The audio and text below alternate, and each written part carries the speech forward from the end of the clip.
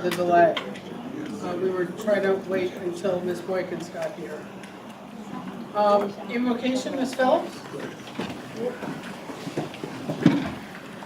Good evening and welcome everybody. Thank you for taking the time out of busy schedules and all the responsibilities to be here together.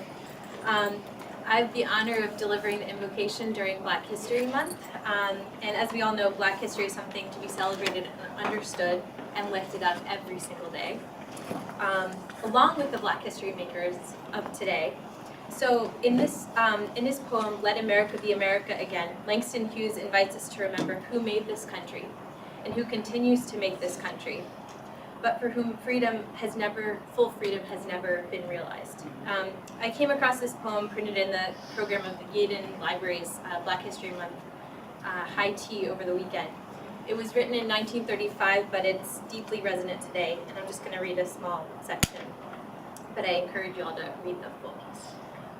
Oh, let America be America again, the land that never has been yet, and yet must be. The land where every man is free. The land that's mine, the poor man's, Indians, Negroes, me, who made America, whose sweat and blood, whose faith and pain, whose hand at the foundry, whose plow in the rain, must bring back our mighty dream again. In closing, as we recommit ourselves each and every day to raise up future generations, it's important to remember that the children and young people of our district are also history makers. Among them may be Malcolms and Martins and Angelas and Mayas and Fredericks and Langstons and Jameses and Harriets. But as Hughes' poem brings to life, history makers aren't just the people that make it into headlines in history books. They are the ancestors who lived courageously and sacrificed each day to survive, to make life worth living, to work the land, to put food on the table, to grow and care for families, to grow and care for communities, to educate, make music, make art, and scientific discoveries, to tell stories, and on and on and on. My hope is that we appreciate the light in each and every one of our students by celebrating their fullest humanity in the present, honoring the history from which they've come and which they are helping to shape, and making way for their visions of the future. So in our activities calendar, there's a lot of beautiful events happening this month to celebrate Black history, including one at Bell Avenue coming up on Wednesday, so hope you'll join with us. Thank you. Thank you, Ms. Phillips. I pledge allegiance to the flag of the United States of America and to the republic for which it stands, one nation, under God, indivisible, with liberty and justice for all. Thank you. Mr. Cuff, roll call. Yes, ma'am. Mr. Hobbs? Present. Ms. Boykins is currently not here. Ms. Hopkins?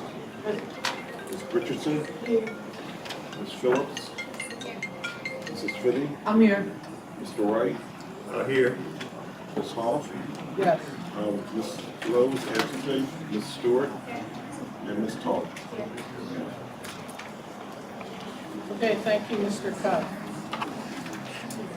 This evening, we are tasked with replacing Ms. Jamise Quayle, who is moving out of the area in a day and a half. So we wish her well. We had a little picture-taking episode at the 6:30 meeting, and we're sad to see her go. The board and her Lansdowne community will miss her.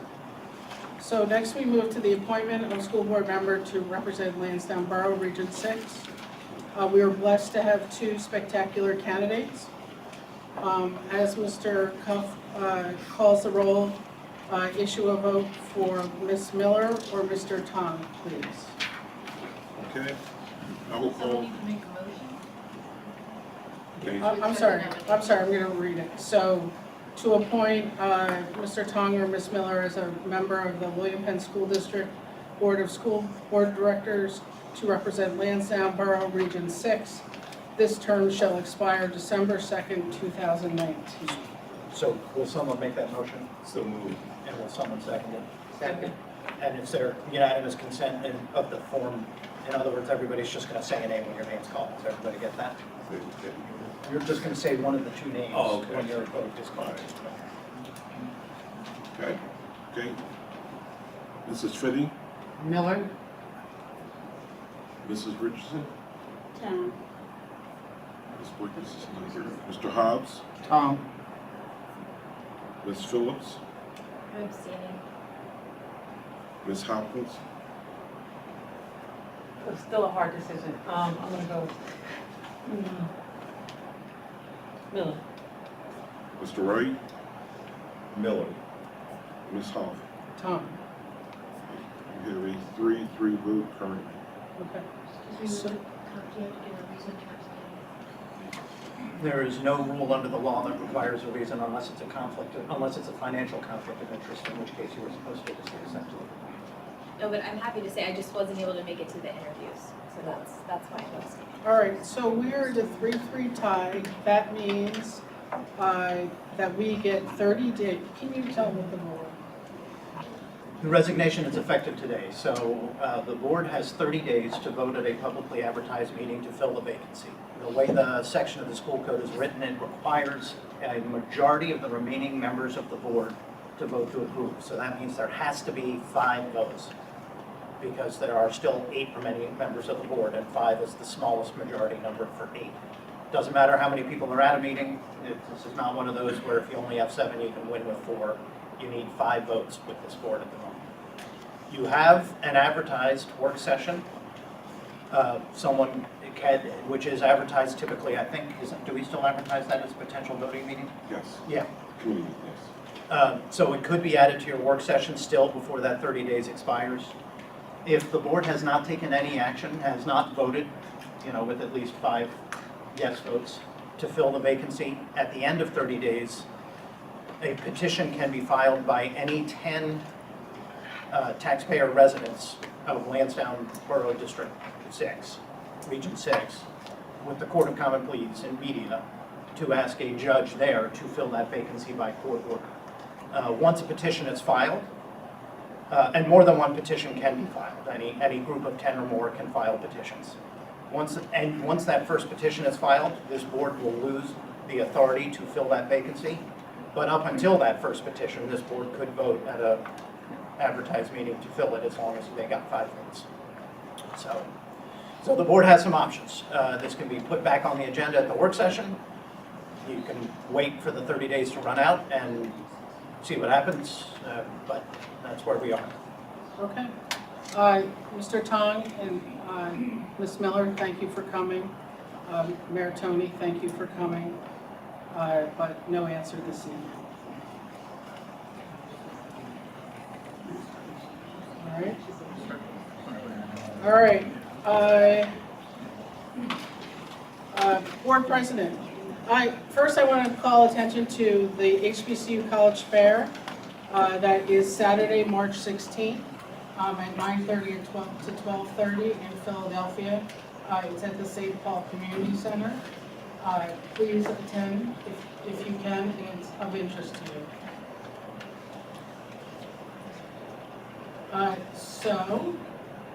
Sorry, I'm not used to driving.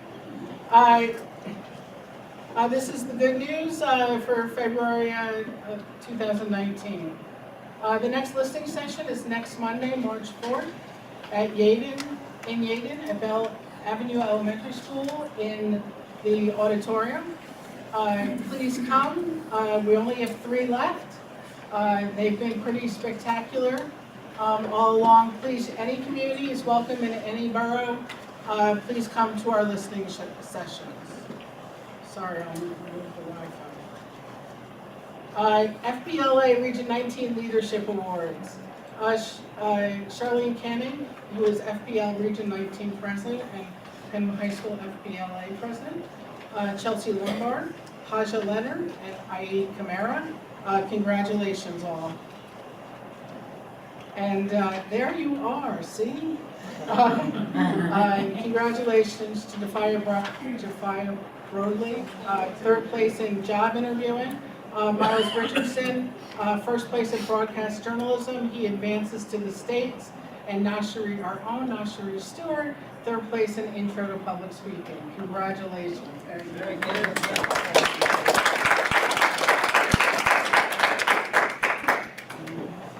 Congratulations to Tracy Boyle. We entered a Healthy Adolescent promoted by Partners for Youth, happy. and we were awarded a grant. It was a poster contest, so congratulations to everyone. Congratulations to Penwood Middle School. Their Young Gifted and Black program was honored by County Council. That performance, you all got an email today. It is at Penwood Middle, 8:45, either Wednesday morning or Thursday morning. Please come and see our fabulous students, and thank you to County Council for having all of our students. Congratulations to the February Students of the Month from the Upper Darby Lansdowne Rotary Club, Debbie Nguyen and Tajay Williams. Congratulations, everyone, and to their families also. Penwood High School Patriots of the Month, Kayla Kelly and Navasiki Kone. Congratulations and thanks to Ms. Lawson and Mr. Rodriguez for posing in the pictures with them. Fourth grade at Ardmore Avenue did a social awareness and peaceful protesting unit in the library. There are some of the young folks' posters. It was a salute to Black History Month, and I got to look at a lot of the posters. They were pretty rude. So congratulations, Ardmore Avenue. Bell Avenue had some celebrations. They had Valentine's Day and 100 days of school. And as Ms. Phillips said and Mr. Wright will say, they're doing a Black History Month program at 6 o'clock on Wednesday. Please attend if you can. Penwood Robotics, a shout out to them. It's been a rough season for them. But from the look of that machine in the upper right, competition is stiff. And they are benefiting from a decision this board made to have a robotics class. Mr. Joseph tells me all the time how much it's forwarded what they're doing there, so congratulations to everyone. Teacher of the Month, February 2019 is Mary Sinning. Congratulations, Mrs. Sinning. And congratulations to the Penwood Middle School Future City team led by Miss Susan Chan-Peter. They won the Dream Big Award from the American Society of Civil Engineers, Philadelphia Section, Young Members Forum for Project Innovation and Ambition at the Regional Future City Competition. So congratulations. If you ever get a chance to see one of those future cities, they are intense. They have details after details after details, and it's pretty cool. So congratulations all. This weekend, Penwood Jazz was at Unionville. They scored an outstanding. They also scored the best rhythm section, and they got 4 solo awards. So George Washington on trumpet, Chris Jones on tenor saxophone, Mike Johnson on drums, and Joel Austin on piano. So congratulations. It was their first competition of the year, so they're on to a strong start. I don't have a picture, but I was pleased to attend the boys' second round basketball game, which unfortunately they were not successful, but it was, again, another great season. Congratulations to Mr. Lindemann and his crew, and we always love basketball season, and are sad to see it. But they got another game. Are they gonna play back? They did get playback, yeah. All right, well, there's one more. When is that? Wednesday at Westchester. Yeah, at Preston. I need to say that these places are all bigger than any of our communities. But all right, so we'll be there. All right, that's it. You know where to find me. Please do if you need anything at all. And check us out on Facebook, please. William Penn School District, facebook.com, William Penn School District. Thank you so much. Ms. Harbert, your report. Thank you, Ms. Hoff. Good evening. First, I wish to extend my appreciation for the condolences that was shared with me from my staff, school board directors, parents, and community members. So in my absence last month, there were several issues brought forth at the January board meeting that I'd like to address in my report this evening. The first one, the answer to the services that Mr. Bill Montgomery and his company will provide to the district consists of the following. But before I tell you what they're providing us, prior to explaining their services, I wanted to provide some background information. 15 years ago, Mr. Montgomery and company completed a review of our district, and they provided a long-range facilities master plan. That was for a previous leadership, and the requests were very similar to our request now. 15 years later, there's similar requests. When they are finished, a guiding document will be submitted to the school board directors, the central administration, and community with the following discussion points. We asked them to give us a projection of student enrollment for the next 5 to 10 years. We've asked them to reestablish our elementary boundaries according to current and future enrollments. We've asked them to look at possibilities of reassigning some special programs, and then to determine if any facilities could be closed or utilized more efficiently. Mr. Cuff, Dr. Bruno, and I met with Mr. Montgomery and Mr. Lambert last week. Over the next few weeks, Mr. Montgomery and I will visit every school to determine the effectiveness of our current utilization of classrooms and buildings. Once this report is completed, we will have a presentation for the school board directors and community members. Ms. Samalou, who's not here tonight, I heard her request regarding fellow students' desire to visit local colleges with transportation provided by the district.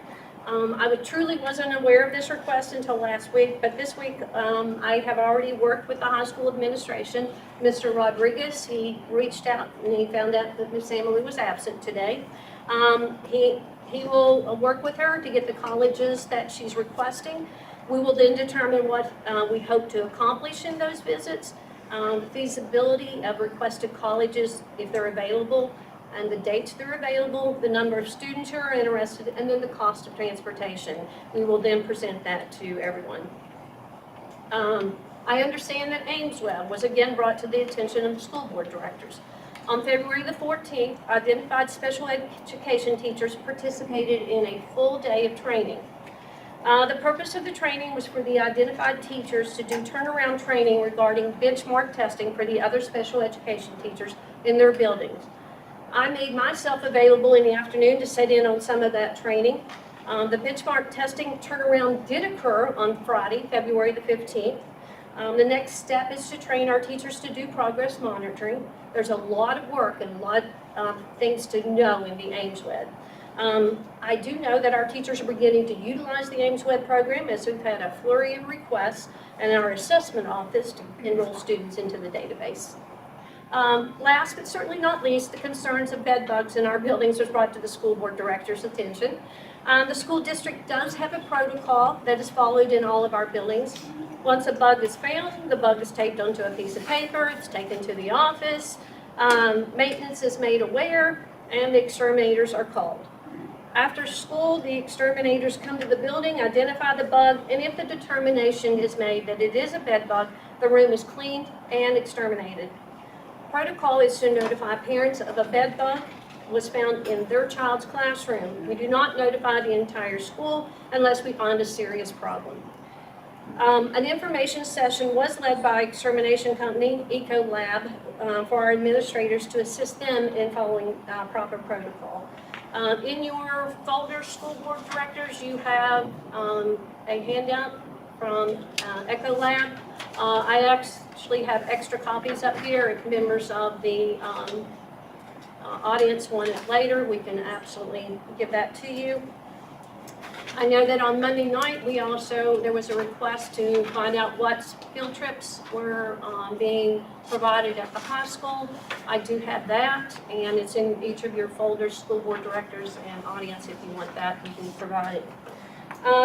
So going forward, I will reserve part of my superintendent's report to respond to unanswered questions from our community. Hopefully, it will leave me time to speak about the great things that Ms. Hoff was talking about that I'm honored to participate in around our schools. So speaking of great events, we have several Black History Month events, and that's kind of been the theme this evening. Folks, there's this calendar, and all week we have special events going on.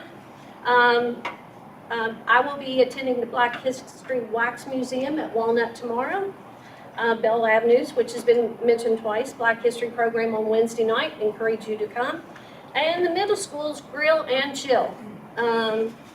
That is, and I'm going to say it is Thursday night, and it is for middle school parents. I want to have a shout out to Mr. Smythe and the steering committee for getting this event together for the middle school community. We hope to see as many parents as possible because Thursday night we are hoping to meet our state goal of 40% participation in the parent surveys. I think there was a flyer sent home with the students. We really would like for you to be there. If you're a middle school parent, it will be dinner provided and a movie at 6, and there will be free raffles also. This is my report, Madam President. Thank you. Thank you, Ms. Harper. May I have a motion to approve the agenda? So moved. Second? Any questions before I approve? Hearing none, all those in favor? Aye. Anyone against? Okay, motion to approve the minutes from the business meeting of January 28th, 2019.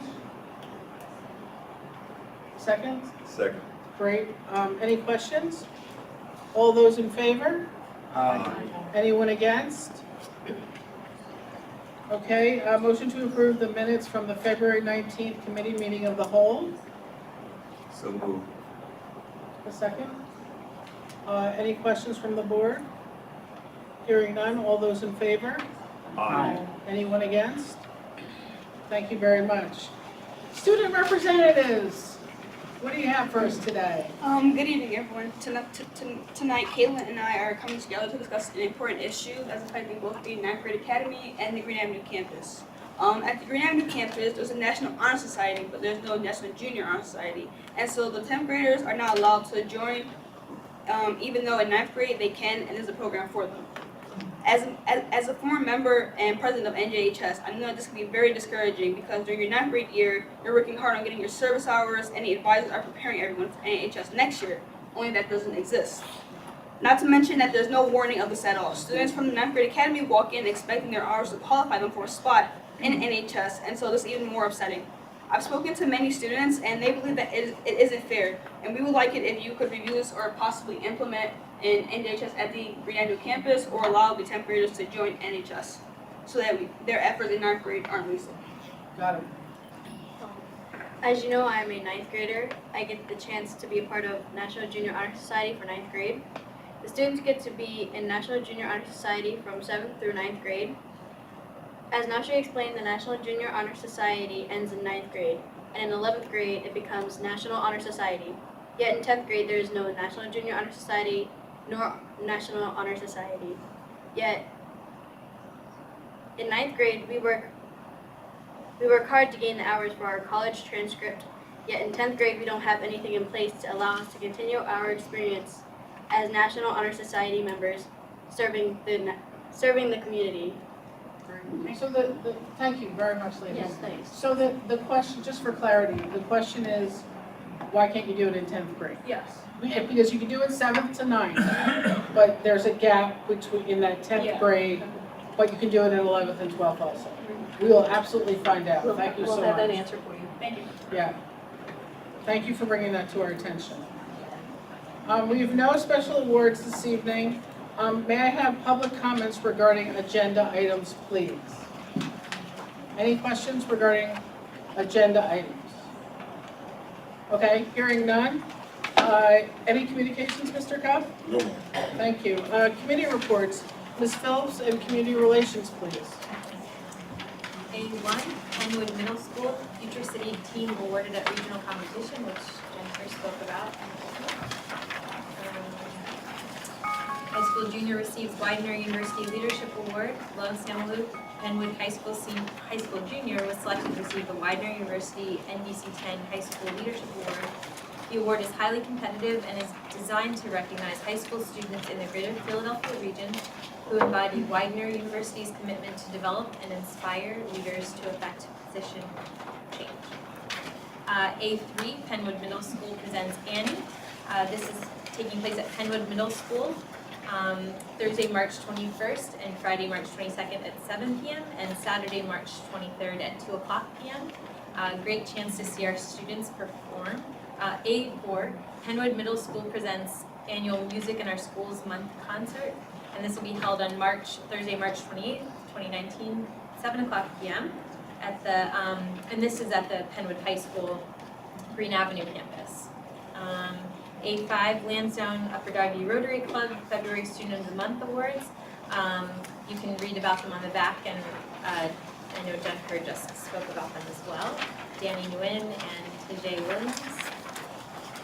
A6 Summer Programs at William Penn. There's a summer school program happening June 24th to July 25th. And a special education extended school year program also happening June 24th to July 25th. And there's information about summer camps available on our website as you receive information. A7 Kindergarten and Pre-Registration for the 2019-2020 school year. This is happening between March 4th through March 29th, and registration is by appointment only. And you can come pick up packets in advance, and the list of requirements is also here in the agenda. A8 HBCU College Fair. A free historically black college or university, HBCU College Fair will be held on Saturday, March 16th from 9:30 to 12:30 at the St. Paul Community Center. And participating schools are Morgan State, Hampton, Norfolk State, Coppin, Florida, Xavier, North Carolina, A&T, Shaw, Lincoln, Delaware State, Cheney, and Morehouse. Thank you, Ms. Phillips, very much. Education Committee agenda. I'd like to make a comment on A8. I would definitely speculate for everyone to try to attend this Black College Fair, because I would like for our children to have a choice. HBCU schools, also the major universities such as Temple, St. Joe University, and at the end of my report, to show that I had an option, I would also be making a report on Delaware County Community College, stressing affordability and how that can segue. So I hope everybody, because our children should have options, particularly HBCU schools. And like I can say, a friend of ours that we know went to Hampton University, she wound up an articulation program at Boston University Medical School, which gave her opportunity, and everyone knows it's very difficult in being accepted in medical school. So she had her senior year, which was an articulation program between Hampton University and Boston University. She was able to get a heads up. She has a good report, and she graded very well. And then the following year, she was accepted. And a lot of people don't know what HBCUs can lead to, because anyone else knows it's very hard to get into medical school. So right now, we're very proud to know that she's in her second year of medical school. And it probably would not have happened if she had not attended the HBCU school. Thank you, Mr. Ray. Education Committee, Ms. Fitty, can you read for Ms. Boykins since she's not here yet? Yes. B1, homebound instruction. B2, termination of homebound instruction. B3, disciplinary action, student number. B4, high school Cypress Street campus social studies student trip to Washington, D.C. And B5, Penwood High School Green Avenue campus sophomore student trip to Thorny Park. Oh, and then we have in addition a B6, elementary school trip to National Air and Space Museum in Washington. That would be awesome. Can I go? May I have a second? I second that if I can go. May I have a second? Second. Great. Any questions from the school board? Yeah, can the school board director be like a...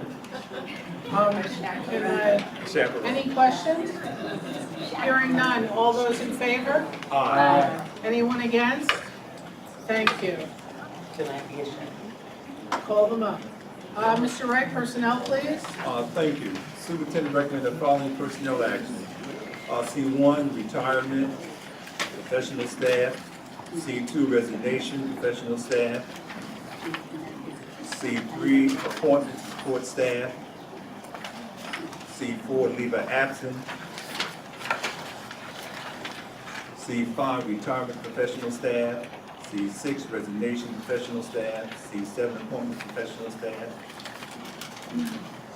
There's 2, C8. oh, I can see it. Did you, All I right. wasn't sure. All right, thank you. BC, math tutor, 2018, 2019, Alden Elementary School. After school tutoring, 2018, 2019, Ardmore Elementary School. And C8, change in assignment. Great. And what we would like to add, there will be a diversity meeting March the 6th at 6:30. And hopefully it don't snow. And we've been snowed out 2 times. Hopefully we'll be able to work on our published copy.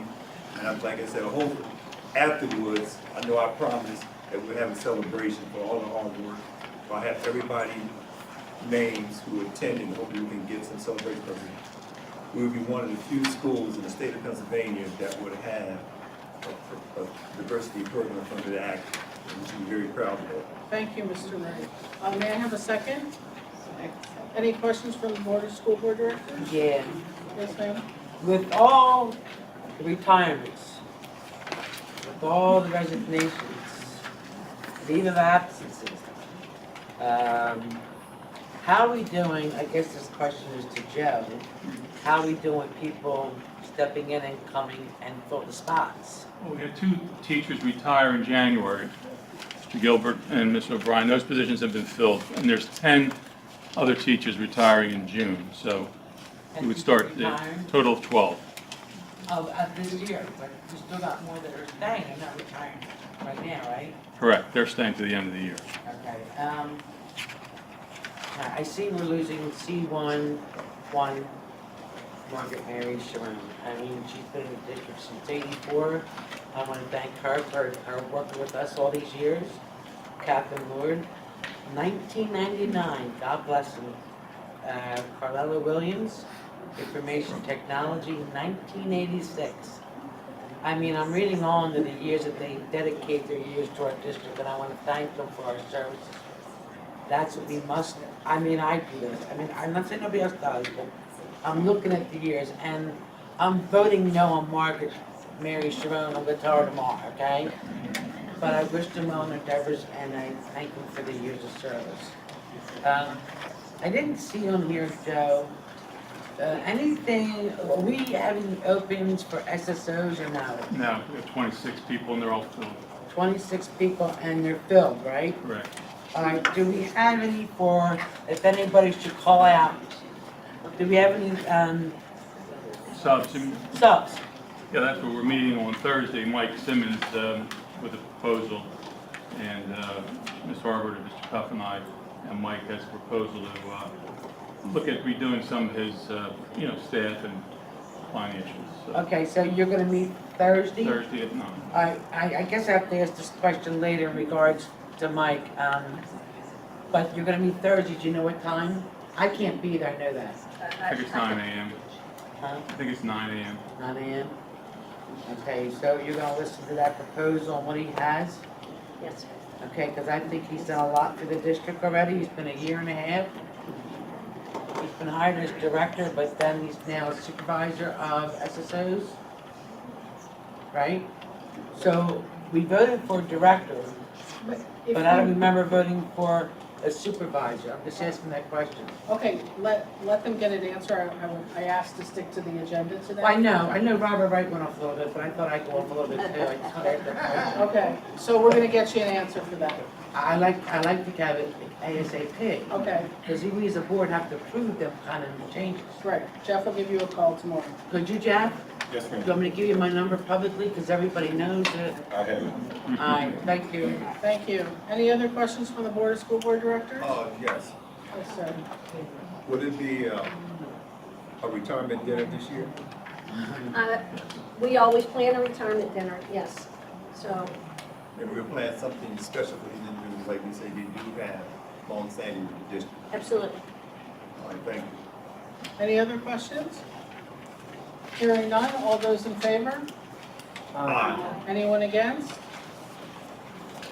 Okay, there is nothing on the, I'm sorry, Ms. Fetty, property? Oh, I'm in rare form today. I'm gonna call a meeting probably in March in regards to property. I'm gonna be viewing all the schools and talk to all the people and bringing my report into the board. This is my new base. Before I had no base. So I have no We'll news share for a you. policy. So I will have a meeting in March. I will find a date. I bring it to you. I know, I see Jen. I do this. All right, thank you. Budget and Finance, Ms. Richardson, please. E1 is your treasurer's report, E2 is your list of bills. And I have scheduled a budget and finance meeting on March the 12th, Tuesday, March the 12th, in this boardroom at 6:30. Thank you, Ms. Richardson.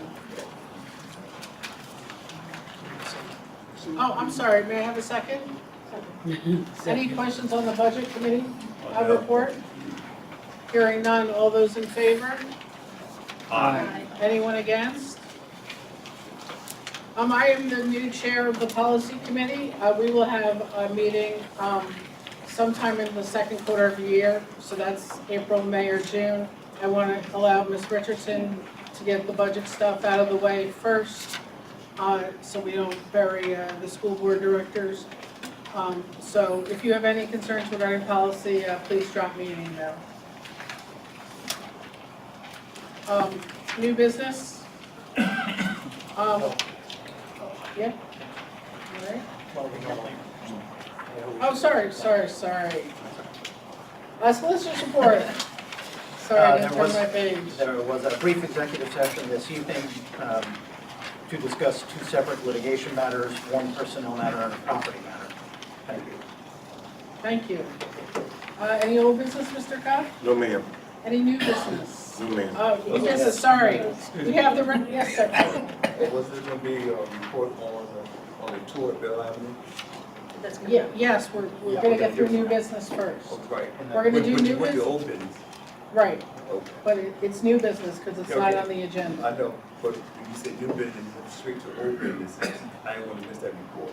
Got it. Okay. New business, resolution for electronic signature with use for the Pennsylvania Department of Education. The motion is to adopt the resolution for electronic signature for use with the Pennsylvania Department of Education as indicated on attachment new business number 1. May I have a first and a second? So moved. Great. Any questions regarding new business? Okay. All those in favor? Aye. Anyone against? Okay, so we're going to do our reports, and then we're going to go to whatever wasn't on the agenda that you want to talk about. So, Mr. Wright, Delaware County Community College? I didn't have enough information. What I have is application for admission for dual enrollment of the high school. So if anyone would like to, I will be here for a few minutes, I'll be here for some minutes after this meeting is over. If anyone wants like copies, if I don't have extra copies, I'll be able to contact Delaware County Community College and take your name and make sure you get it. I had something that they sent me, I only have a few copies of that, a program, a study, where it's a deal with, college and career, with workforce development, community education. So I have a copy of that. And I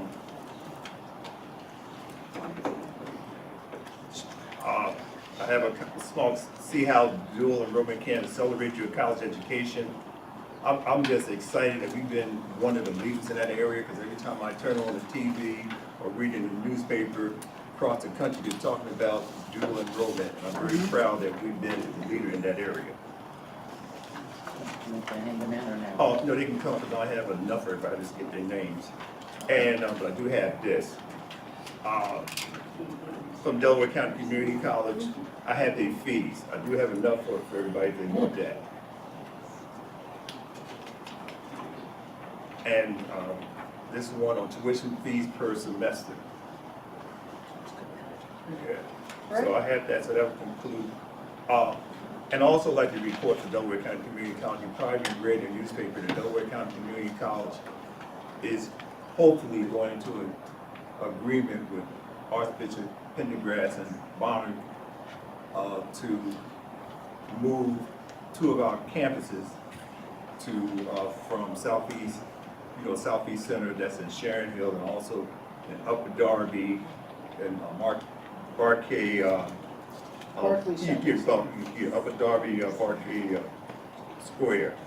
And I did call the president this morning to find out how far we are with the agreement, and this would be great for us.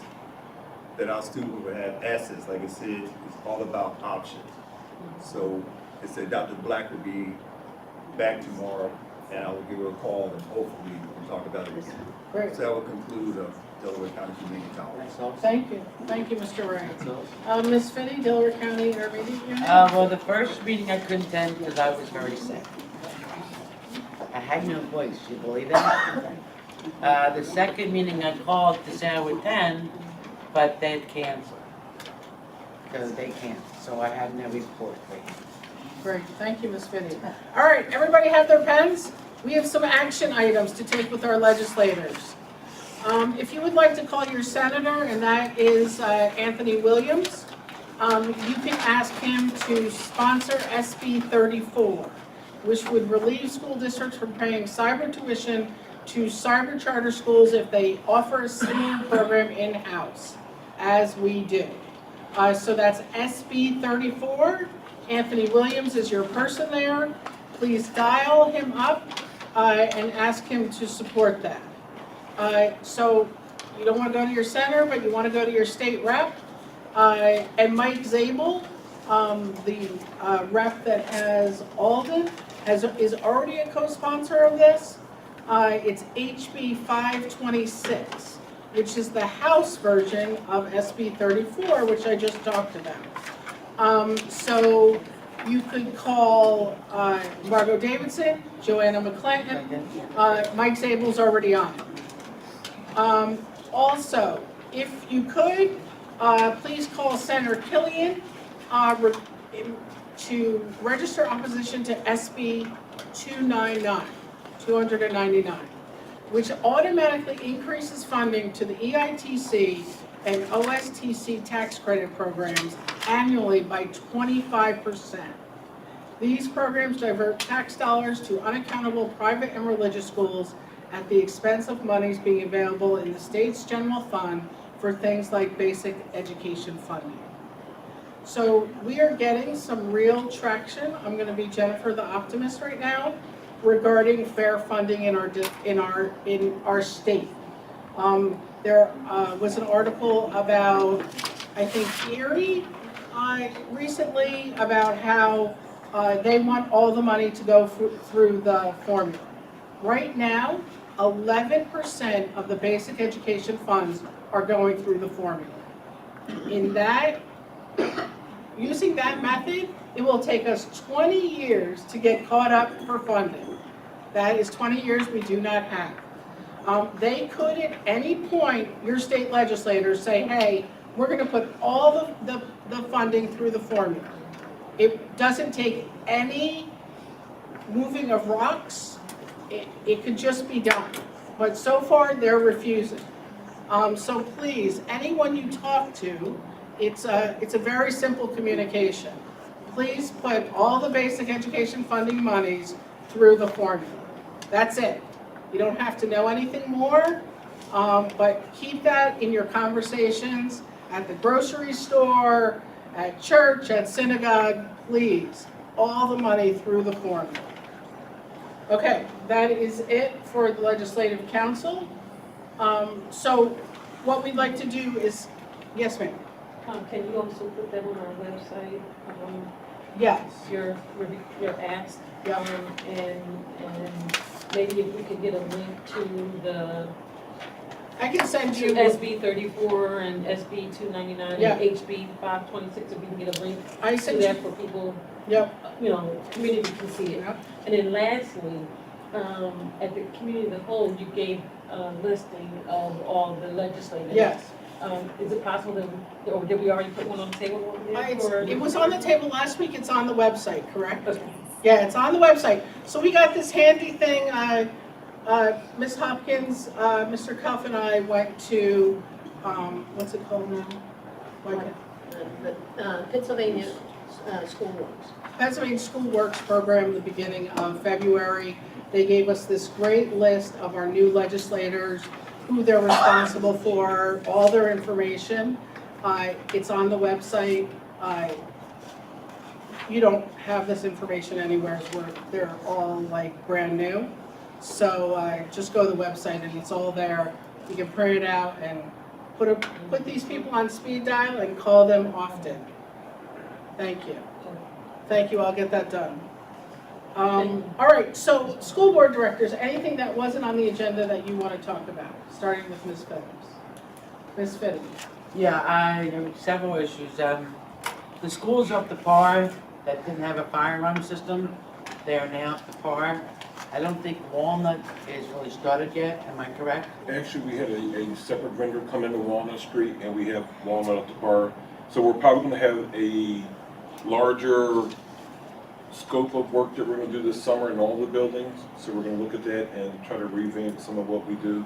But all the buildings are up to par now currently. Other than the second phase that's supposed to be going on, they Right, didn't so- start so- that yet. So we didn't, so that's part of what we're gonna look at. We're gonna take a global look at all the buildings and try to figure out what's the best next step that we can knock out as much as we can. The reason why I'm asking is we did a test, and some classes didn't hear because the doors were closed, the modules didn't hear, and the basement did. So we asked the company to up the volume, but you can only up it till so long, because then it wouldn't work, it'd be muffled. Not too happy, because I assumed the second phase would be there, which would be the fire alarm and the carbon monoxide in each classroom, so that's not gonna happen at this time, right? It'll pop, this summer is our next step. Summer? Yep. Okay, I'd like to ask one more question. I was at the high school and we had a water problem, pipe leak. Was that problem been solved at this time? Correct, yes, it's been solved. So we had a restoration company come in and they cleaned it up, correct? So we still have some repairs, some sheet rocking and a couple small things to do, so that will be done shortly. So I did talk to you that day because I just happened to be there to visit a very dear friend of mine there, Mr. Walter, but he was a ninth grade center. Did we get an architect guy in to see if we're gonna get that atrium out of there?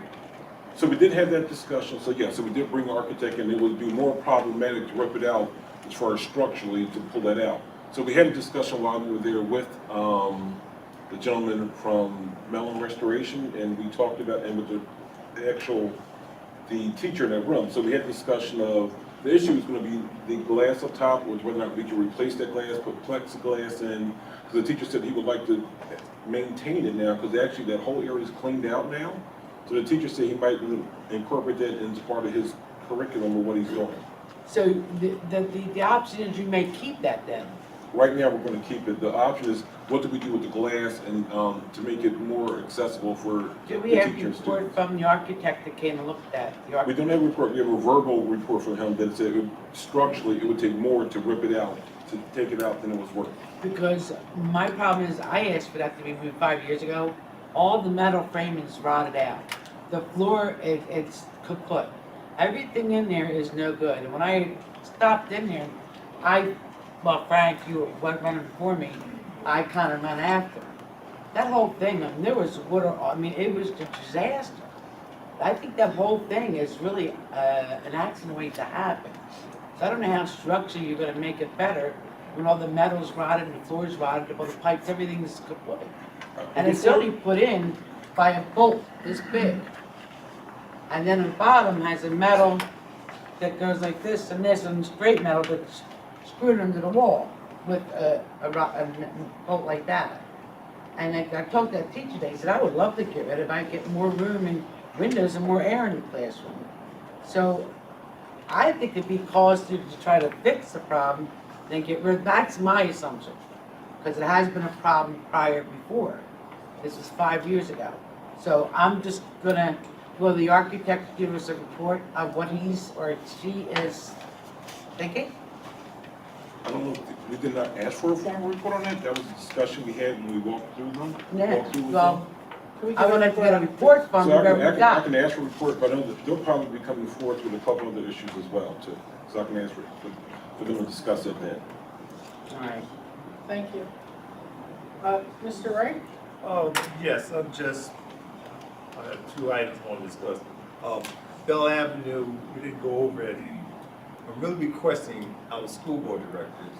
I really appreciate that you would attend this. We have an acting principal there. She needs to see books. I think it's a wonderful opportunity that you can meet and also be a part of this great program that we have put together. And we already put out the request for the community to come, but we definitely need school board directors and also some administrators to show up. Some of you do come to some of the programs I see, but I'm definitely requesting because one of the things that we've been trying to stress here in school, in school district is cultural competency. This is a wonderful program that you can see how we can begin to move forward and recognize and respect everybody's culture.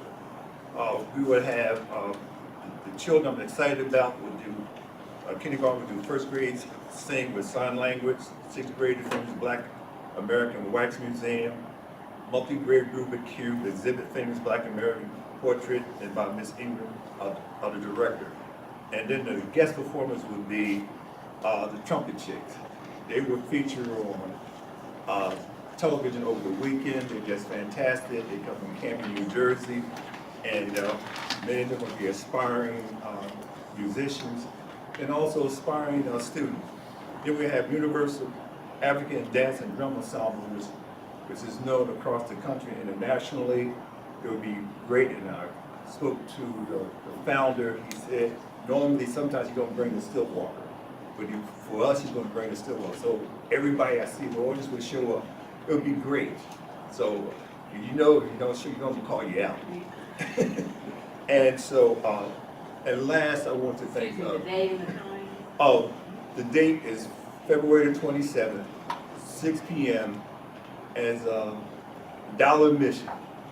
Can't beat that. Yeah. And, so thank you for that. And next, I'd like to thank Jennifer, Mr. Cuff, and also Ms. Oates, our acting principal, that we took a tour and asked Jeff to make a report of what we was able to do. We feel real good about that. Okay. So on February 7th, at Mr. Wright's request, we actually took a tour of Bell Avenue School. As he stated, this is Ms. Oates, she's the acting principal, this is her first year in the building. So there were some issues that we wanted to address for her and as well as for the staff. So we went through the building and there were some positive things, there were some issues that were brought up that needed attention. So I'm glad to say that most of the smaller items we were able to address immediately. There's a couple larger items, which are larger ticket items, which we will address. One possibly at spring break, the others will be addressed in the summer project list because we have people in the building and we just have to evaluate the cost factor on. But again, it was a positive meeting because we went through, we saw a lot of things that were good in that building, positive, structure-wise, certain areas. There are some plumbing issues that we have to address and figure out where the issue came from. So we have another company coming in to evaluate that. So we're looking forward to making those improvements there with the doors. We have some cement work scheduled, what we were going to do last week, but because of the snow and things like that, we were unable to do that. So we have a list of items that we're looking to attack spring break and going forward for the next summer project. Thank you, Mr. Cuff. I don't have anything else to discuss, Ms. Richardson, Ms. Hopkins, Ms. Boykin. No, just make sure that you guys come out tomorrow to the education meeting. We are having a education meeting tomorrow that is very, very eventful. The reason why I say that is there are a couple topics that are going to be covered on education. First thing, I want to apologize to the public for my tardiness. I was at work, but I apologize for that because I would like to be here on time, and I think your time is very valuable. Tomorrow's education meeting is going to be filled with a lot of different things. We are going to be talking about special education, the reading program inside of special education. We'll be talking about that. Different curriculums that we have in the reading program for special education. So all the things that you hear, questions and concerns, I really would like you to bring them because I'm hoping that they will be answered tomorrow. Those questions you have. So please come tomorrow and get the word out. I will be on Facebook Live tonight and tomorrow morning asking people to please come out. Also, we have Dr. Bruno that will be discussing Zello, a new interactive program at our middle school that I think that our public should definitely know about, which we just put in. Another thing is there are 3 programs that, as you remember from our ELA audit, we had for our ELA audit, there were some good things that we heard and there were some bad things that we heard. So what we're trying to do is make sure that we put corrective actions in place to be able to fix those things. What we did, first and foremost, we have a focus group with teachers and community that are looking for different products at our elementary level to help increase, for instance, to figure out what type of reading program we want for our children. So there's 3 programs that, well, let's say 3 products that have been reviewed. It's Wonders from McGraw-Hill, My View from Pearson Publishers, and Ready Gin from Pearson as well, from Pearson's. And these are the 3 elementary product reviews that our focus group has been reviewing. We will find out tomorrow what type of, what they have gotten from this information with regard to what product they're leaning toward, what the products provide, certain things of that nature. So Mr. McKay will be speaking on that tomorrow, so I think it's very important for the public to be there so they can have a say, because remember, you are a stakeholder. So it's important for you to have a say and to understand what type of programs we're looking at for your children. Now, this is not the end-all, be-all, but this is just keeping you in the loop of everything that's going on. Also tomorrow, Department of Environmental Protections will be coming tomorrow because they are trying to make sure that they basically want to find a program or a school district that will let them come in and run their program. They would like to run a program in order to get kids to be a part of the Department of Environmental Protections. So for instance, there's a branch that does water testing. Out of high school, you can become a water tester. And what we're talking about, they have a lot of openings and jobs that are paying $20 to $30 an hour out of high school. So what we're trying to do is that we're trying to put something in place here so when our kids graduate from here, they might want to go work for the Department of Environmental Protection. The reason why we're doing this also, going back to what Ms. Harbour stated, we are trying to focus on career readiness. This is something that the state has deemed us or charged us with to make sure that we're enhancing our programs for career readiness. This actually was brought by our former board member, Rafi Cave. He reached out to me and he told me what the Department of Environmental Protection was doing and different opportunities they may have for our children. So we will definitely be speaking on that, and I'm glad that Rafi is still working behind the scenes looking out for William Penn School District. Those are the few things that we will be discussing tomorrow. So if you can get the word out, we will be starting at 6:30, our education meeting, and anything that you can bring that you feel is valid. What I would like to do is to work our education meeting as such. If there are different complaints and things that happen during board meetings, I write them down. And if it pertains to education, what I try to do is figure out a way that we can address it. So right now, there has been a big highlight focus on special education. So that's why we're focusing on special education, and we're focusing on the things that people, or let's say the community, is trying to address, things that they bring out and they're talking about. So we want to try our best to address those concerns to make sure everybody's voice is heard. So if you can come out tomorrow at 6:30 p.m., we will be here, and I think it will be a very, very great meeting. Thank you very much, and that's my report. Thank you, Ms. Boyce. Comments from citizens regarding non-agenda items, please. Yes, Ms. Miller. Hi, everyone, Nicole, parent, resident, teacher in the district. Just 2 quick concerns. I see the time is ticking. My first concern is I don't know if we scheduled for next year the sneak peek versus, I know this is usually the time of year we're getting the calendar ready for next year, but I didn't get a chance to come. Sneak peek versus back to school night as a parent. of an 8th grader. I attended the sneak peek, and all the teachers were there at the middle school, and then I came back for back to school night, and there was one teacher, because apparently they had, the principals could tell them which one they could attend. And so the principal said that the sneak peek was the mandatory one, and the back to school night was not. Well, sneak peek, you just take a tour of the building. Back to school night, you can hear from the teachers about what the curriculum will be, what your child will be learning, and one teacher was there. So I would say sneak peek, I don't think should be mandatory for teachers to attend. As a teacher, you don't need teachers there to give a tour of the building. I think that it's best, as a parent, I'll say, to be there for back to school night so I can hear what my child is learning. She's coming to 9th grade. I would hope that teachers will be there for back to school night for 9th grade, especially. I'm nervous about high school, so that's just my one concern. My second concern is customer service in our district, or lack thereof. I don't know if there's a policy in place for customer service. As a teacher, I'm on both sides. So I've been a parent, I've been a teacher, and I think that customer service is really lacking. I know I've called an office before, and the secretary, she basically said, the person's not ready to talk about that yet. I mean, well, I didn't ask if the person's ready to talk about it. My father's a pastor, and I'm his secretary.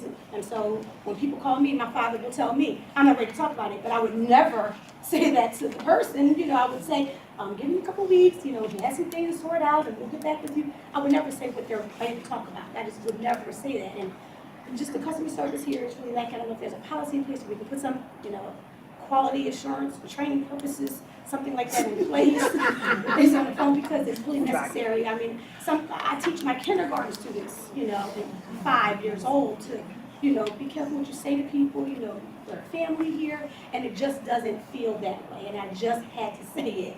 I mean, we can tell from here on open in the room that we don't always talk to each other in the most respectful manner. So, yeah, we have to do a little better with that, because my brother, I got this quote from my brother, it's not mine, but he's a principal at Master Charter School, and he says, define your culture or your culture will define you.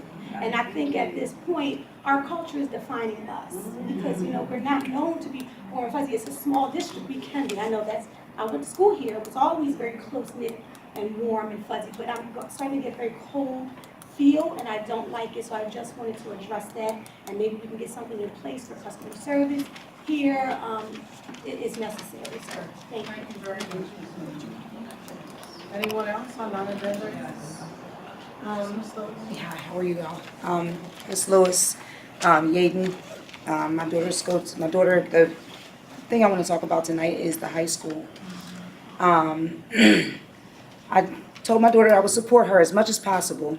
They had a Black History Bake Sale for February. It was phenomenal. Everyone was there supporting the kids. They were only allowed to sell during lunches. That's what they were told. They were only allowed to sell during lunches. And guess what? They sold out.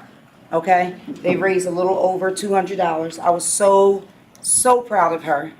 And then while I was walking through the halls, there were some things that I saw that I was just taken back and so thankful for. Mr. Rodriguez did not know that I was watching him, of course.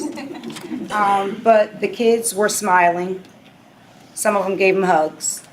The other thing that I saw was he was affirming a teacher. You're doing a great job.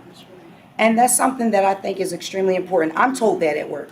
You're doing a great job. And that makes me feel good. It makes me feel proud. So I just wanted to tell you guys, the atmosphere is great.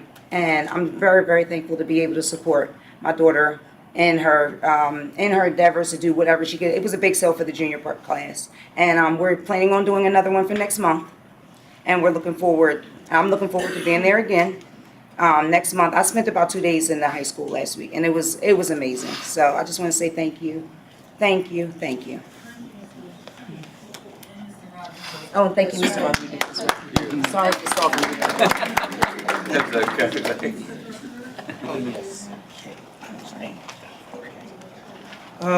Just wanted to thank you guys for addressing a few of my concerns. I was actually excited when I received the email. I mean, not so much when I read the responses. Just a quick one talking about 14.144 facilities and how it lists section 3.5, whatever, and it talks about 28 square feet per student. And the response was that we monitor these things every 5 to 6 years. But the thing is, classrooms are not the same size every year. So if a room, can hold 12 kids and maintain that footage, the next year if you have 14 or 15 kids, you're out of compliance. So that was, just a little SPED 101. The status of the new school, the response, between 11 students, 2 teachers, an IA, and a licensed therapist. And I remember standing here and saying that we had 4 adults for about 8 kids or whatever. So I was wrong. It's 4 adults for 10 kids utilizing these resources. At the same time, when I looked on the PD website, I could not find the new school anywhere. Is that an official school, or is that like a full-time ES placement? Like, what is that, and what is it classified as, so we know when we're reporting Penn data? Just so you know, because I didn't want to waste anyone's time when we had 3 minutes, so I'm transparent with the public. I have my questions, your responses, and then underneath it's RC, and those are my responses. If anyone wants one, you can have them, save paper. The next thing, let me go over here, was actually a round of applause I wanted to give to Walnut, because what Walnut did, a Walnut Child Guidance Team, they actually did a Donors Choose program, Walnut's Child Guidance, and they stated that currently the space in which the students are allowed a brain break is empty and barren. My projects seek to introduce therapeutic tools to the space so the students can begin to practice more appropriate ways to express their difficult feelings. My hope is that the skills they practice in the calm down room will be transferred to the classroom and social settings. So our contractor, it has to do with Donors Choose. When we were told that we had the materials for these people, and if you want to look it up, you can go to Donors Choose and just type in calming room for therapy space. And their goal of $670 was met, so they're receiving those materials even though we should have taken care of that ourselves. As of the middle school, I've always told Ms. Boykin, she said keep her updated. It's now February 25th. We still have no school store for the ES kids at the middle school. We still have no immediate rewards. We still have several IEPs that are missing, and we still have no self-monitoring tools. Because remember, counseling versus itinerant services are different. And then the last thing, the school store. Remember how, I'm sorry. The picture you said, I just was right down there. You said school store, IEP, what? IEPs are missing. So the thing is, before child guidance can service a person, we also have the licensed therapist there, right? Yeah. Now, if that's not signed off and she's seeing those kids, that's illegal. Okay. Okay. You said school store, IEPs, and something else. Oh, they don't have the immediate rewards, like, there was like immediate rewards and fidgets and stuff of that nature. Okay. So none of that stuff is there. I got the picture of All right, got you. All right, thank you. And then the, do I get an extra 15 seconds? Okay. All right, and the thing about Ames Web, I'm glad the superintendent stated it, but the only issue is that what happened is your special ed director stated that this was active last year. And it's on, if you look at the video, I have the video, I'll share the clip with you, stated that they were actively using Ames Web and that she also provided the teachers with 70 binders. So here we are, 2019, we still have not started Ames Web, but you cut the check in 2017. So that's been sitting for 2 years. And then you paid them again, remember, in like January or March of 2018. But once again, we have not started it. Same thing with SR Rater we talked about when Ms. Commodore was talking to the director. And the materials were not ordered for the high school teachers. They were copying materials. And luckily, we can't do that because that's illegal. So we stopped. And then they were able to borrow some materials from the middle school. But once again, that was something that was introduced to you guys happening. And they were not trained. And as someone that participated in the pilot program of the School District of Philadelphia, I'll be more than happy to guide your director through the webinars that are available on the website for those that have licenses. They're all right there on the website. And, set up an appointment, I'll guide her. And basically, yeah. Oh, no, that's fine, I'm done. I'm done. I mean, if I went over, I would just say, you know what, Mr. Wright, can I have an additional 3 minutes? Then once Wiggins was seconded, I would get my 3 minutes. Or because it's not 11:30 yet, I would get an additional 3 minutes after everyone speaks, but I don't, you know. I just want to tell you from my side, I can address two things that you spoke about. So I will make sure that I can follow up with you on that, and I'll talk to Ms. Greenstein with regard to the IEPs and get some feedback from her, and with regard to the school store as well. Okay, thank you. Thank you. Anyone else? Yes, ma'am. So I know last week you said you would get me some information on 10th grade class trips. I have class trips period, yes, I have. Okay, can I see that?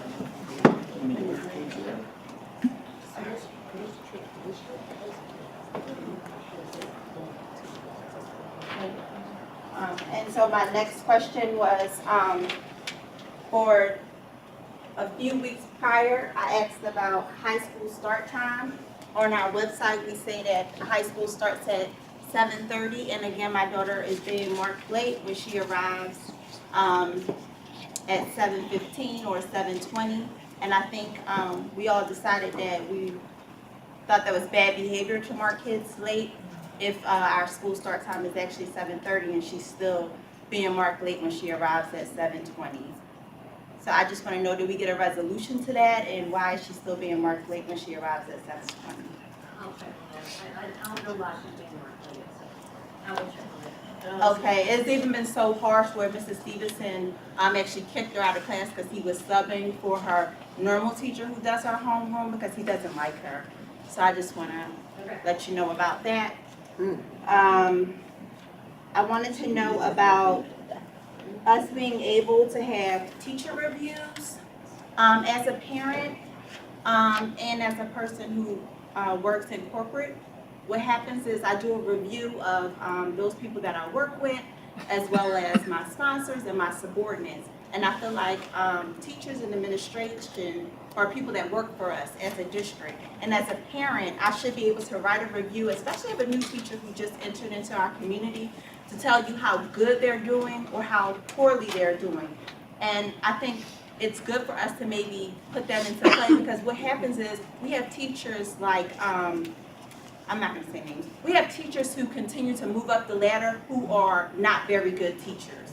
And honestly, when you said someone's name today, I remember going to the middle school and this teacher dragged my daughter down the hallway by her neck. And it sent me into a tailspin just to hear you even say that he's a part of something prosperous moving forward, when he wasn't even reprimanded for the negative things that he's done 2 years ago. He's just continuing to move up the ladder as if he's a great person. And I know personally he is not a good person. Because anybody who will hurt the least of us will hurt the strongest of us, because they're hurting the least of us. So I just want to say, you know, teacher reviews is something very important that we need to bring into our district. And the next thing I wanted to talk about was the board of director vote. You know, you all asked me to come here tonight so that you can do your vote. And what I do when I go on an interview is I give, you know, everyone ample time to make their decision. And then I send an email asking, what was your take of the interview? So now this is my email to you because you decided to do it in front of the public. I want to know, what was the reason for your decisions that you made?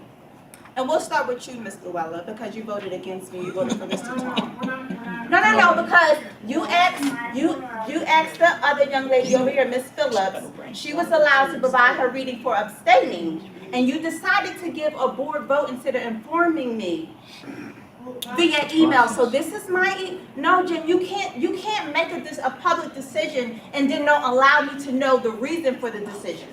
That's not the way it works. This is a public forum. They're obliged to vote on it in public, and in fact, they're obliged to not even, and it happens sometimes, and nobody likes it, and I understand your frustration. Please let me finish. Please let me finish. Decision that was made. So now you have to respect my request that I made. That's actually not how it works at all. They are obliged to vote on it in public. There's no other way they can do it. They can't even try and have a discussion ahead of time and make the decision ahead of time. They're not allowed to. They got to come here and vote. Nobody's going to know what the vote is until it happens. That's the way it has to work. And in fact, it's not appropriate or customary or even required that anybody then talk about the reasons for their vote one way or the other. Okay, but the vote is supposed to happen, and then you invite people to come to be inducted, right? You can do it that way. You can do it that way. This Okay, board, out of respect for, you know, may I disagree, Ms. May Miller, I speak? I prefer not to. May I speak? Honestly, I prefer not to. Okay. I have a lot of stuff going on in my mind. I have a lot of things that I've done for our community. I mean, I have a lot of things that I think the people here have said and done for our community. And I think the idea that we come out here day after day, week after week, year after year, and to get a slap in the face every time I come, I'm just kind of, you know, distraught at this point. So moving on to my next item that I wanted to talk about. When people make votes on the board and certain people get up and leave and certain people come in, are the new people who come in, are they not allowed to vote? Correct. Once the vote is taken. No. Okay, so why didn't we postpone it until we had all members present at the end and then have the vote? So, I'm sorry to swear. That's a good question. It's corrected. That's all. Go ahead. Go ahead. What's correct? Go ahead. Because I know we've done it before. I've sat here many times when we've done that. Hold- And I just want to know. Ms. Miller, let her answer first. Let her answer first. Yeah, I don't know. We waited 5 minutes, and the truth is that Ms. Boykins' vote would not have mattered. We needed to get to 5. We were at a 3. No, it's just the idea of the vote. You did it preliminary. You did it as, you know, something that you do. It's just something that you do. And the idea is, why wouldn't you vote until all members are present? Regardless of what her vote would have been. Because whether she voted for Mr. Chong or Mrs. Miller, regardless, I sat in the room where we waited until all members were there. We went on with all other agenda items. Right. You know what, Jen? Hold on, wait, Ms. I'm Miller, telling Ms. you, I Miller, Ms. specifically Miller, Ms. Miller, witnessed this. Before you, I understand your passion right now, right? But let me just explain something to you. What you're saying, you're not crazy. You're absolutely right. It has been done. Okay, so I'm going to state for myself. I sent the email this morning. Once I found out, I want to say around, not this morning, around 2 o'clock. Once I found out I had to stay at work. Okay, I sent the email out to let them know that I had to stay at work, right? Then around 6 o'clock, I communicated with Jen, with my president, to let her know I'm still running behind, but I will be there. Are there times where they have pushed the vote back? Did I give full awareness of time? Yes, I did. But it is also up to our president's discretion to when the vote does start. It doesn't mean that it has to be pushed back. She could have pushed it back. She could have started in the beginning. But all I would like to do is just speak to let you know that ample time. I did let everyone know, my board of directors, let her know that I was going to run behind. So I just wanted to speak for myself to let you know why my tardiness occurred. And I apologize that I wasn't here, but she's absolutely right in what she's saying about the vote. Even if I was here, because of the numbers. Okay, so that's one thing I just want to let you know. Because of the numbers, we have to have 5 votes. Okay, so I just wanted to explain that to you, and I didn't want you to get overly passionate, but I'm sorry that you feel that way, and I'm sorry that, it wasn't answered the way that, because you're right. There are votes that have been pushed ahead. There's votes that have been pushed back because we are normal people. We do have lives and we do work, so I just wanted to explain that to you. You're welcome. Boykins, I did not find out today during the day that. That's fine, you may not have, but I did send an email. I can forward it to you. Oh, okay, but I didn't receive it. Okay, that's fine. And it was at 6:56 when you told me Yes, that you were 6:50. leaving, that you were leaving then. 6:56, yes, and if I wasn't here, Jen, she is absolutely right. All I'm just trying to do is say that she is correct in what she's saying. We have pushed votes back. We have received text message or emails asking to push votes back. We have talked on the phone asking to push votes back. So what she's saying is she is being honest. That's all I'm saying. Gotcha. Anything else? My final statement that I'll say, I just wanted to piggyback on what Mrs. Miller said about the customer service that we receive in our district. And honestly, it starts from the head. And I've come here time and time again, and the disrespect that I've received, especially from you, Jennifer, I think that's why our staff and our administration think it's okay to treat our parents the way we're being treated. Wow, sister. Ms. Miller, I'm sorry that you feel like I disrespected you. Okay. Anyone else? Yes, Mr. Carpenter? Yes, this will be real quick. Looking in your treasury report, I looked at the last 3 years, and the name that keeps coming up, Walter Faust. Walter Faust received $425 for film services. This year, he makes $485 for film services. In 1 month, I believe it was February, Walter Faust made $1,900. So this guy filmed 3 videos and made more than the department chair of the middle school. Now, this Walter Faust, was this an open bid? Who is he? How did he become a part of this district? Was anyone else offered these services? So we just pay anyone? Because He's been a vendor in the district for a while. Over 10 years. Over 10 years, he's been the Approximately vendor. about that. So there isn't a bidding process over that. If someone else had came in with a proposal, we would have listened to it. We could listen to anyone else's proposal that wanted to do that. If there is a vendor out there, but because it's a service and it doesn't require a bid process because it's under a certain threshold and it's a service versus a tangible purchase. was the service advertised? For that amount, no, it was not I mean, advertised. advertised no, because my. Well, so we have a lot of vendors that we go out to that we call up and we solicit, hey, would you like to do this, or does someone else have to do that? It was a vendor that we used from district for a while, so they continue to use them. You know what I'm saying? But after a while, I mean, and then, and in the public forum, it's not defamation, whatever you call it. If you're talking about a person, but you can talk about their service, and the service is like shoddy at best. I mean, I could see if we had like sound, lighting, all this stuff, but it looked like someone just had like a camera phone and just was scanning left and right. And we have equipment and software in this district, and we even have the Pat TV Club. We would have done this stuff for free. These kids love this type of stuff, and we would have got it done. But to pay someone $485 for a camera on a tripod, and I can hear someone in the back chewing gum or hear somebody laughing over the kids, is like, come on. Like, who recommended this person? Now, me personally, I do my own investigations. I mean, I know who, but I'm not going to take it there. But I'm just saying, check it out, Walter Faust. Check out the quality. Go to YouTube. Check out the videos.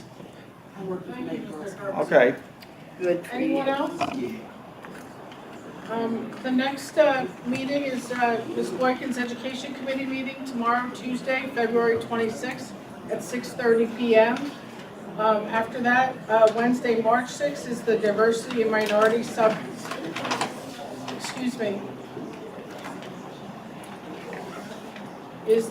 Diversity and Minority Representation Subcommittee meeting at 6:30 on Wednesday, March 6th. The Superintendent Search Subcommittee meeting is Thursday, March 14th at 6:30 in this room. We will be talking to our first 2 search firms, which are the DCIU and the CCIU. The next meeting, Monday, March 18th, is the Committee of the Whole at 6:30 in this room. And then Monday, March 25th, 6:30 pre-session, 7:30 session in this room for our monthly meeting. The one thing, the meeting that I just was talking to Mr. McKay, some of the teachers had contacted me about AP English and honors. So just to want you to know that your emails, I've heard them. I've talked to Mr. McKay. I've talked to Jane. We're going to have a meeting just to talk and discuss and try to not just address the concerns, but hear the concerns and work from there. So just to let everybody know that a meeting is going to be scheduled for that, and Mr. McKay will get with everyone. But I just want to make sure we're following up. So AP Honors and I'm sorry, AP and Honors English we're going to be talking about shortly in the month of March, just to let you know. Thank you. Okay. Motion to Thank you. adjourn? So moved. All those in favor? Aye. Have a nice evening, everyone. Thanks for coming.